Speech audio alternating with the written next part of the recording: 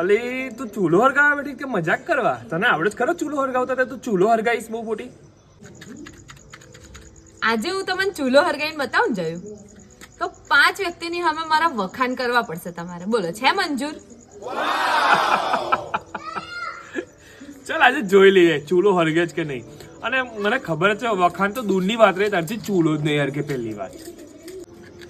દિવસની ચોપી દીધી છે, સહેજ વાર વેટ કરો. હવે કેવો હરગે છે ભડ ભડ ચૂલો.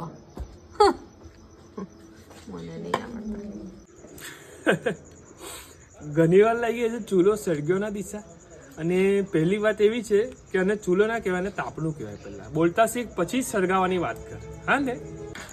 લાકડા હજુ લીલા છે, તપતા તપતા થોડી વાર લાગશે બકા, બરાબર? એટલે બહુ હોશિયાર પાછો તપશે એટલે હરકશે.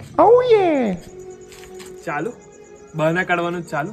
આ સળગ્યો ના એટલી વાર 100 માણસની સામે તારી બુરાઈઓ ના કરું તો જો આ સળગ્યો ના એટલી વાર. આ તમારી લીધે ઓલવાઈ ગયું, હરગી ગયું તો પણ ઓલવાઈ ગયું. તમારી જોડે તો કઈ તાપનું કરવા બેઠી મેં તો ભગવાન, મારી બુદ્ધિ ભ્રષ્ટ થઈ ગઈ હતી. ચાલો હું તો જઉં, તમે કર્યા કરો તાપના.